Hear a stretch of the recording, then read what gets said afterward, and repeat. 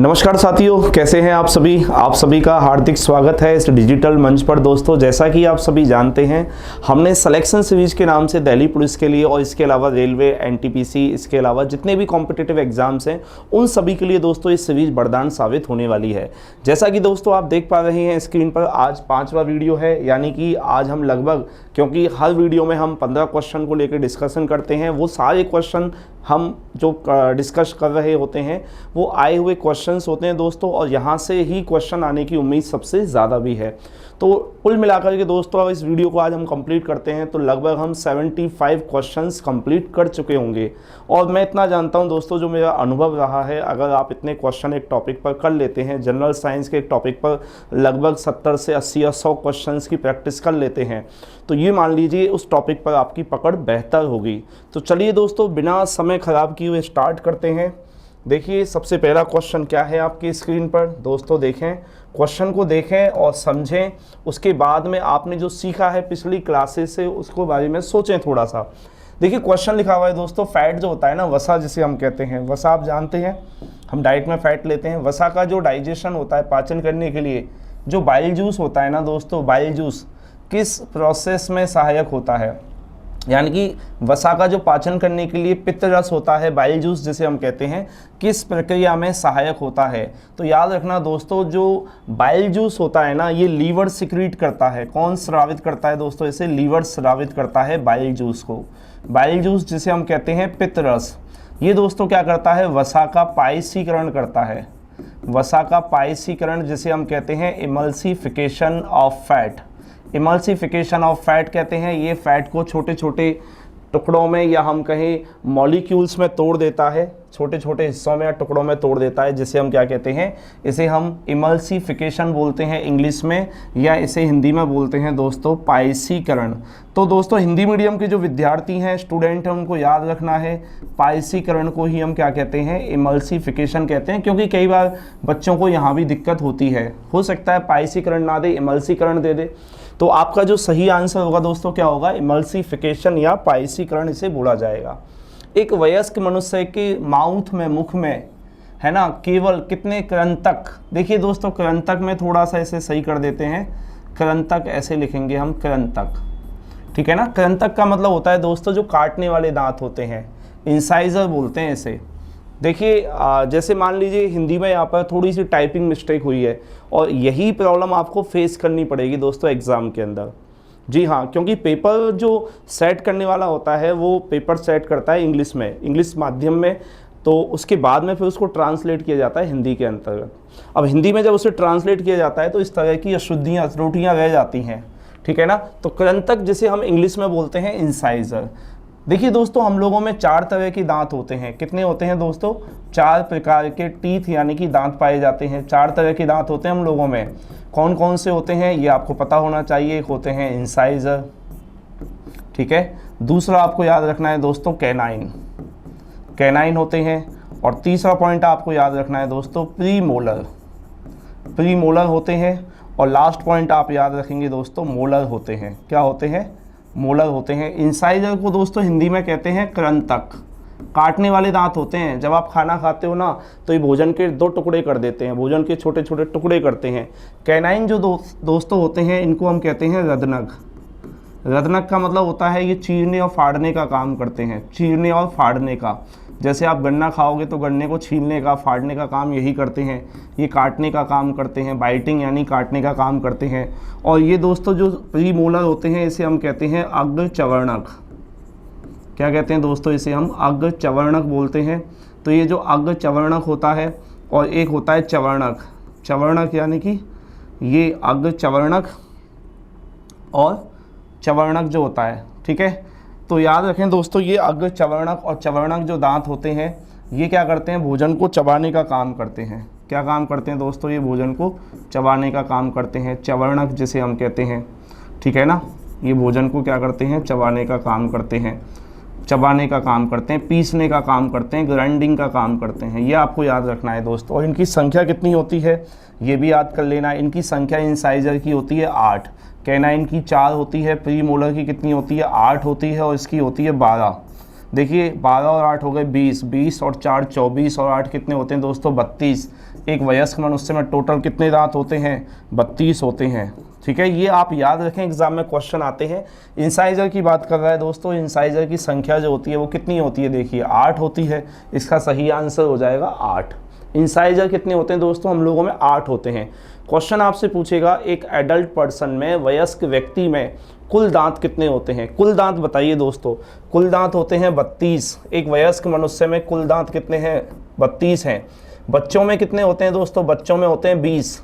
बच्चों में कितने दांत होते हैं 20। और यहाँ इंसाइजर पूछे गए हैं, इंसाइजर कितने होते हैं 8 होते हैं। अगला क्वेश्चन देखें दोस्तों, क्वेश्चन पूछा गया है कि वो कौन सी मेडिसिन यानी कि दवा है जब अपच हो जाती है ना, अपच यानी इंडाइजेशन जिसे हम कहते हैं। अपच दोस्तों तभी होती है जब हम लिमिट से ज़्यादा खाते हैं और समय पर खाना नहीं खाते, ज़्यादा खाते हैं और समय पर खाना नहीं खाते हैं, समय पर भोजन नहीं करते हैं। इसलिए कहते हैं लिमिट से ज़्यादा खाना नहीं खाना चाहिए और समय पर ही खाना खाना चाहिए। तो क्वेश्चन में क्या पूछा गया है कि इनमें से वो कौन सी मेडिसिन होती है जिसका यूज कहाँ होता है, इलाज करने में, किसका, इंडाइजेशन यानी अपच का इलाज करने में किया जाता है। देखिए ऑप्शन में है एंटी हिस्टामिन, जी नहीं। एंटासिड, जी हाँ एंटासिड होती है दोस्तों, आप सभी जानते हैं। एंटीबायोटिक का यूज़ करते हैं दोस्तों बॉडी में इन्फेक्शन होने पर, बॉडी में इन्फेक्शन होने पर यानी कि संक्रमण होने पर। और इन्फेक्शन दोस्तों किसका, अगर बैक्टीरिया का इन्फेक्शन हो जाए, जीवाणु जिसे हम कहते हैं, बैक्टीरिया यानी जीवाणु का इन्फेक्शन हो जाए, किसी फंगस यानी फंजाई का इन्फेक्शन हो जाए, इस तरह के इन्फेक्शन होने पर हम एंटीबायोटिक का यूज़ करते हैं। सल्फर ड्रग जो होते हैं दोस्तों ये स्किन डिजीज़ के लिए होता है। जैसे आपको कोई स्किन डिजीज़ हो जाती है, स्किन प्रॉब्लम हो जाती है, जैसे आपको मान लीजिए आपकी स्किन कहीं से छिल जाए, कट जाए, उसमें कोई घाव हो जाए, तो उस पर सल्फा ड्रग का यूज़ करते हैं। याद रखना सल्फा ड्रग सल्फर से बनी होती है। किससे बनी होती है दोस्तों, सल्फर से बनी होती है। और सल्फर हमारी स्किन के लिए बेहतर होता है।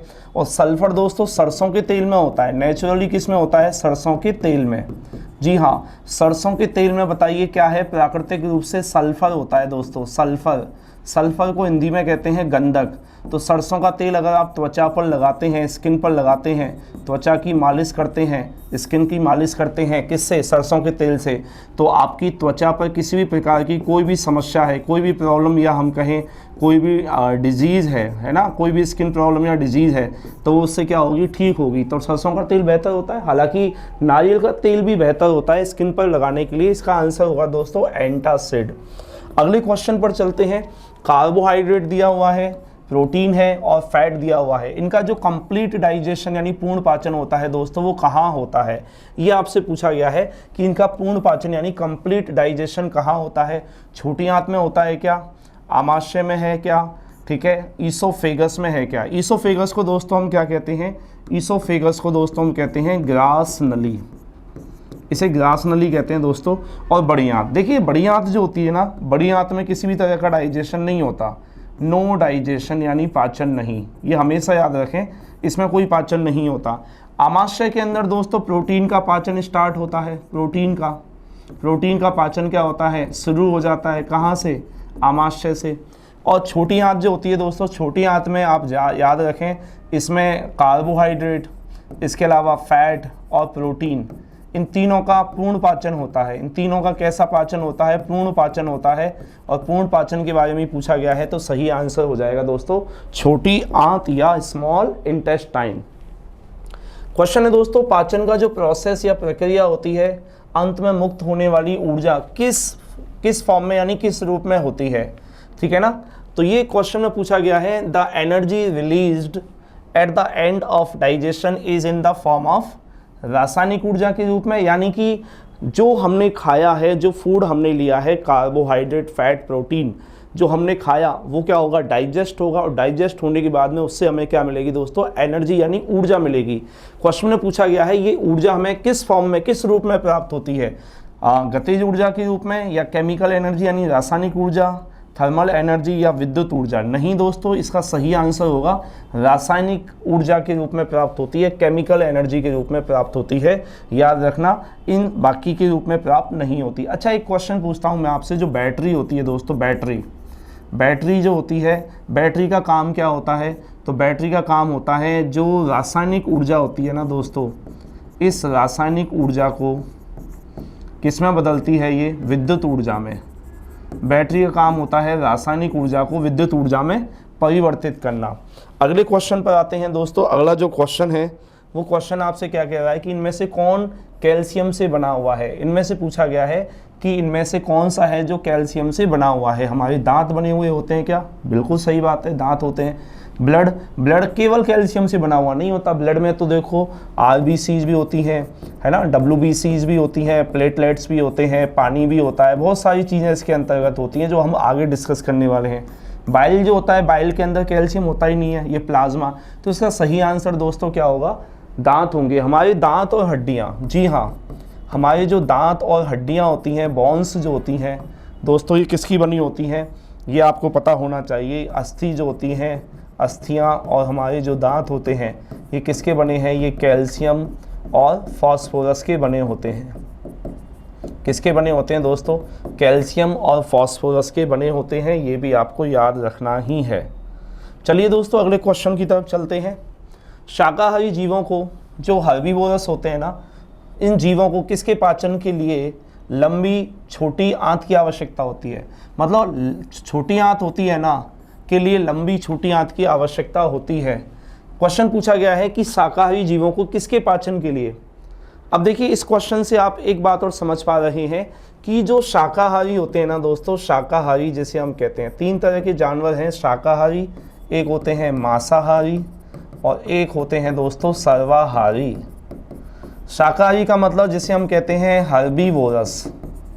ये जो हर्बीवोरस होते हैं ना दोस्तों, ये क्या खाते हैं? ये खाते हैं दोस्तों खासकर घास फूस। क्या खाते हैं दोस्तों? ये घास फूस खाते हैं। घास फूस में दोस्तों क्या होता है? सेलुलोज होता है। और सेलुलोज दोस्तों क्या है? कार्बोहाइड्रेट ही तो है। तो इनको क्या चाहिए? इनको सेलुलोज चाहिए। और सेलुलोज को पचाने के लिए, डाइजेस्ट करने के लिए, पचाने के लिए लंबी चाहिए। लंबी क्या चाहिए दोस्तों? छोटी आंत। छोटी आंत क्या चाहिए दोस्तों? लंबी होनी चाहिए। छोटी आंत की लंबाई अधिक होती है। क्वेश्चन ये भी तो बनता है, लंबी छोटी आंत चाहिए। क्वेश्चन ये भी है दोस्तों, याद रखना कि जो शाकाहारी होते हैं इनकी जो स्मॉल इंटेस्टाइन होती है उसकी लंबाई क्या होती है? अधिक होती है। क्यों होती है? क्योंकि इनको सेलुलोज को डाइजेस्ट करना होता है।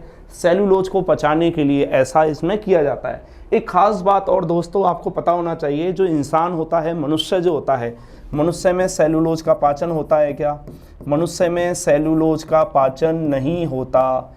इसमें सेलुलोज का पाचन नहीं होता। याद रखना, हम लोगों में सेलुलोज का पाचन नहीं होता है। जितना हम सेलुलोज खाएंगे वो सारा की सारा वैसा की वैसा ही निकल जाएगा, बॉडी से बाहर निष्कासित होगा। अमोनिया का यूरिया में रूपांतरण, ठीक है ना, यानी कि where is ammonia converted into urea, कहाँ पर अमोनिया को यूरिया में कन्वर्ट किया जाता है? तो बड़ी सिंपल सी बात है, इसको कन्वर्ट करने का काम करता है लीवर। जी हाँ, जो हम डाइट में प्रोटीन लेते हैं उस प्रोटीन जो होता है ये अमीनो एसिड से बना होता है। प्रोटीन किसका पॉलीमर है दोस्तों? अमीनो एसिड का।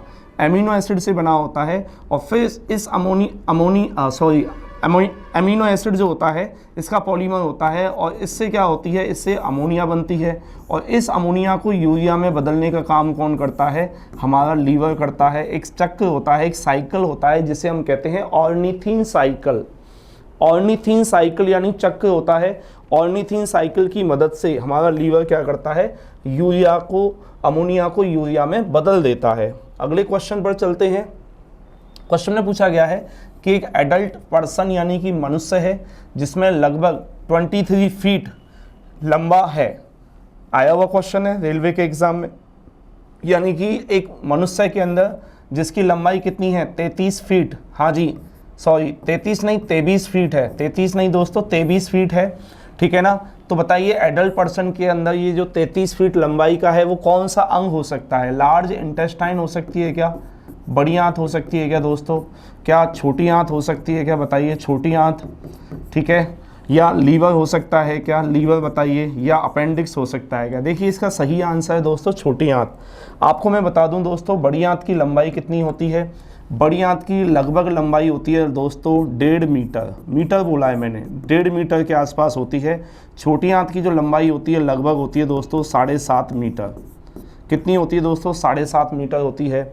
और 1 मीटर में दोस्तों कितना होता है, लगभग 3 फुट होता है। हाँ जी, 1 मीटर किसके बराबर होता है, लगभग 3 फुट के। तो बताइए 7.5 मीटर का मतलब कितना हो जाएगा, 7 × 21 और लगभग ये हो गया आपका ये, हाँ लगभग वही दोस्तों 23 फीट के आसपास, 23 फीट के आसपास। इसका मतलब दोस्तों ये हुआ, इस क्वेश्चन को अगर 23 फीट की जगह 7.5 मीटर भी तो लिख सकता है। आप कहेंगे सर बिल्कुल लिख सकता है। अगर 7.5 मीटर दिया, 7.5 मीटर का मतलब लगभग 23 फीट ही तो हुआ। तो इसका सही आंसर होगा दोस्तों छोटी आंत। अगले क्वेश्चन पर चलते हैं दोस्तों। अगला क्वेश्चन क्या कह रहा है, यहाँ भी देखिए वही टाइपिंग मिस्टेक है। इसे कृंतक बोला जाए, इसे कृंतक समझा जाए। कृंतक का मतलब इंसाइजर से होता है। इंसाइजर का कार्य क्या होता है, काटने का काम करते हैं। मैंने अभी आपको थोड़ी देर पहले भी बताया, इंसाइजर भोजन को काटने का काम करते हैं। चबाने का काम कौन करता है, चबाने पीसने का काम प्रीमोलर और मोलर करते हैं। अगले क्वेश्चन पर चलते हैं दोस्तों। दांत की बाहरी परत, दांत की बाहरी जो परत होती है ना, एनेमल पर धब्बे यानी मॉटलिंग कहते हैं इसे, होने का कारण क्या है, मतलब ये खराब क्यों होते हैं, क्यों इन पर धब्बे पड़ जाते हैं। इसके खराब होने का कारण आयोडीन की कमी है क्या, नहीं। आयोडीन की कमी से तो दोस्तों गॉइटर होता है। गॉइटर जिसे हम कहते हैं थायराइड प्रॉब्लम होना, थायराइड की समस्या होना। फ्लोराइड की अधिकता, जी हाँ फ्लोराइड की अधिकता से ऐसा होता है। कैल्शियम की कमी, कैल्शियम की कमी से मांसपेशियां हड्डियां कमज़ोर होती हैं। विटामिन डी की कमी से भी। लेकिन इसका सही आंसर दोस्तों क्या होगा, इसका सही आंसर होगा किसकी अधिकता, फ्लोराइड की अधिकता। जी हाँ, फ्लोराइड की अधिकता से दोस्तों क्या होता है, हमारे दांतों का जो इनेमल पार्ट होता है वो ख़राब होने लगता है। याद रखें, इनेमल का डिके होने लगता है और इसी को हम फ्लोरोसिस कहते हैं। अगला क्वेश्चन है, एक वयस्क मनुष्य के कितने रदनक दांत होते हैं। कैनाइन की बात कर रहा है दोस्तों, कैनाइन कितने होते हैं। मैंने अभी बताया आपको ICPM। आई का मतलब इंसाइजर, सी से कैनाइन है, PM यानी प्रीमोलर है और M से मोलर है। ये 8 होते हैं, ये 4 होते हैं, ये 8 होते हैं, ये 12 होते हैं। टोटल कितने हो गए, 32। आप तो दोस्तों डेंटल फार्मूला याद कर लीजिए। हाँ जी, डेंटल फार्मूला यानी दंत सूत्र क्या होता है, एक वयस्क मनुष्य का दंत सूत्र क्या होता है, आप याद करना 2123/2123, 2123/2123 याद करेंगे दोस्तों।